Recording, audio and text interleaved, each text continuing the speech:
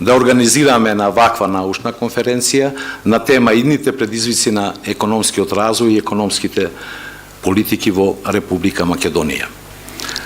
Ќе нотирам некои од причините поради кои што се одлучивме на ваквиот чекор. Прво е фактот дека Република Македонија е земја со ниска развојна перформанса, значително пониска во однос на сите соседни земји, па ако го гледате и регионот пошироко.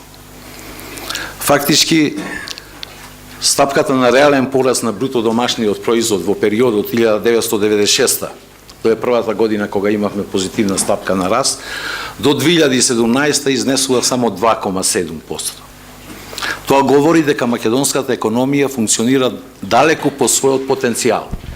Според експертите на Светската банка од неколку студии може да се види дека стапката на пораст на потенцијалниот бруто домашен производ во Република Македонија се движи на нивото меѓу 4,9 до 5,8. Такви се проценките. Ние сме 2,7 и тоа покажува фактички дека во еден долг период функционираме под потенцијалот. Само 3 години, 2006, 2007, 2008, стапката на раст беше блиска до потенцијалниот бруто домашен производ, што значи дека целиот останат период економијата функционира на она што економистите го викаат рецесионен GDP јас. И тоа се разбира лошо. Втората работа е прашањето на економскиот раст и развој има висока релевантност за секоја економија, фактички. Затоа што ако економијата успее да одржи долгорочни стапки на раст, динамични, се подобруваат сите економски и социјални перформанси на економијата. Фактички, од тоа како ќе се движи економијата, каква ќе биде динамиката на економскиот раст и квалитетот на економскиот раст, зависи благосостојбата на граѓаните. Во економската теорија одамна е познато дека мали, маргинални, дури занемарливи колебања на стапката на раст, што се мера со половина или 1% поен, имаат долгорочни негативни импликации врз економската моќ на една земја. Тоа произлегува од правилото 70 во теоријата на раст, кое што вели ако бројот 70 го поделите со просечната стапка на економски раст, го добивате бројот на години во кој што може да се водвои, да се дуплира бруто домашниот производ. Со стапка од 2,7 кој ќе поделите со 70, за Македонија тој период е 26 години. Ако падне на 2% стапката, цели 35 години ќе ни треба да го дуплираме растот. А ако успееме да се приближиме до потенцијалот од 5%, периодот се скратува на 14 години. И тоа кажува се. Третата работа е, во Македонија има навистина една нелогичност, покрај вонредно високата ценовна стабилност на економијата, многу ниски стапки на инфлација имаме, па ако сакате и релативно високата макроекономска стабилност, растот остана слаб, анемичен, што во основа не е во согласно со економската теорија, која што најдува големо совпаѓање, позитивна корелација помеѓу макроекономската стабилност и стапките на економскиот раст. Тоа покажува, односно упатува на два заклучока. Би рекол, првиот е дека макроекономската стабилност е битен услов за динамичен и одржлив раст, но недоволен. И второ, дека очевидно во Република Македонија, ако ги оставиме настрана неекономските фактори, има и значајни економски фактори и институционални фактори кои што го ограничуваат растот. Задача е на економската наука, но и на креаторите на политиката, јасно да ги идентификуваме тие клучни ограничувачки фактори да можеме да действуваме, да се релативизираат, да се ублажат некои комплетно и да се остранат. Еве, тоа се три значајни причини, покрај она што во почетокот ја споменам, дека цели 20 години ние не сме имале ваква научна конференција.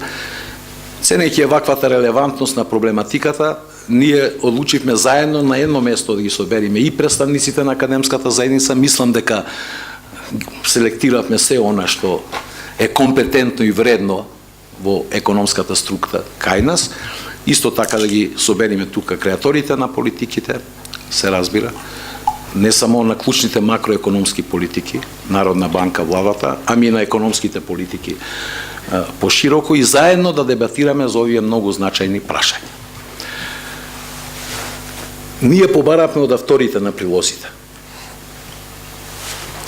да се концентрираат на критичка анализа, но објективна, на она што се случува во македонската економија, понатаму да се ориентираат на кратка диагноза на состојбите и фокусот да биде фактички врз предлагање на мерки на политиките за надминување на проблемите, но мерки се разбира кои што ќе коинцидираат со знанијата на современата економска наука, ќе бидат научно фундирани, а со тоа и употребливи и корисни за креаторите на политиките. Ние појдовме свесно на многу широки тези.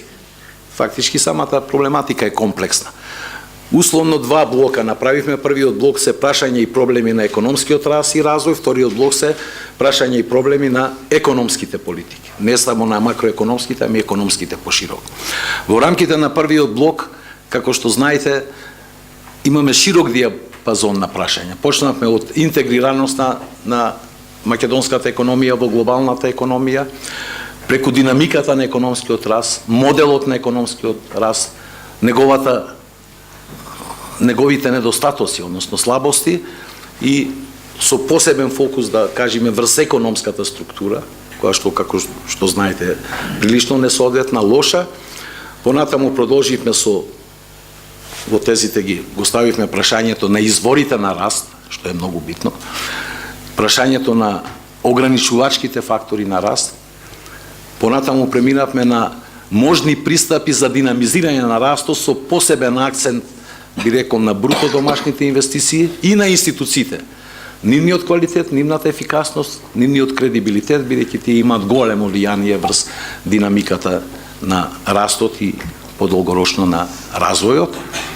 После тоа исто така ги опфативме и проблемите што се врзани со реалниот сектор, секторот на предпријатијата, финансирањето на предпријатијата, пристапот до финансиски средства, проблемите што тука ги имаме, се разбира, проблемите на корпоративното управување и така натаму.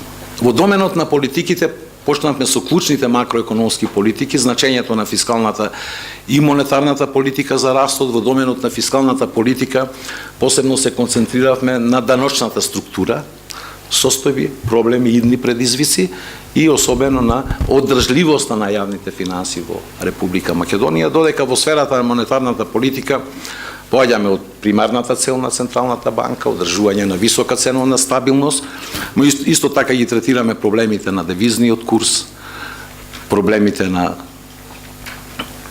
кредитната експанзија, односно кредитниот развој Република Македонија, банкарскиот сектор, силни страни, слаби страни и така натаму. И после се концентрираме кај економските политики, посебно на индустријските политики, бидејќи мислам дека тие се особено релевантни за промена и модернизација на економската структура на нашата економија.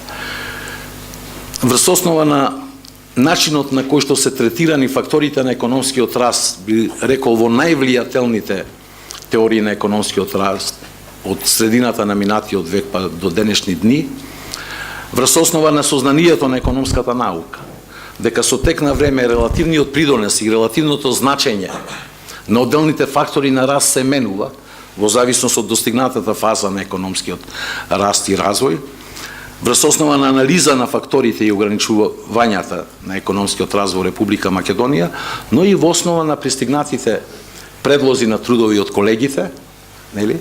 И резимејата што ги добивме, констатиравме дека е можно, апсолутно е можно, да се селектираат најбитните приоритети на идниот економски раст и развој во Република Македонија. За тоа колегата академик Гоце Петрески во воведното излагање ќе каже нешто повеќе. Моје мислење е дека еден од клучните приоритети е врзан со проблемите што ги имаме со нашата структура, со структурата на македонската економија и институционалниот капацитет за промена на состојбите. Моето излагање утре ќе биде токму на таа тема. Тоа е, видите, многу комплексно прашање. Мислам дека прв пат од она што јас паметам, а паметам прилично одамна, прв пат на една ваква научна конференција малку повеќе ќе се занимаваме со структурата на македонската економија и индустријските политики. Порано не се дискутирало тоа многу. И тоа некако ќе биде во фокусот на интересот покрај другите работи. Проблемот е тежок и комплексен, бидејќи не се менува структурата преку ноќ. Тоа е првата работа. Втора работа, се чисто теоретски, што треба и креаторите да го имаат во предвид на економските политики. Втората работа е дека промена и модернизација на економската структура е пред се работа на предприемничко обмислување. Предприемачите може да одлучат да вложуваат и во текстил, ако гледат таму профит, ако успеат да ги ревитализираат тие гранки со нови технологии и така натаму. И се разбира се јавуваат оние дилеми. Какви индустријски политики, колку активни, колкаво да биде инволвирањето на владата визави моделот на пазарна економија, дали активни, силни индустријски политики може да направат дисторзии, да испраќаат погрешни сигнали до другите економски субјекти во економијата во целина, дали може да се јават проблеми и се јавуваат и асиметрични информации, government failure, неуспех на државата и така натаму. Но тоа се теориски размисли. Во практика, јасно се покажува дека најголем број на земји во светот водат активни индустријски политики. И затоа ние треба малку посериозно тие работи да ги погледаме. Да не должам натаму, за среќа добивме трудови кои што директно ја третираат проблематиката на економската структура, исто така и неколку трудови кои што се однесуваат на индустријските политики во Република Македонија, а и други трудови, да кажам, со кои што може да се заокружи тој мозаик како на кој начин да дојдеме до конзистентни индустријски политики прилагодени за Република Македонија.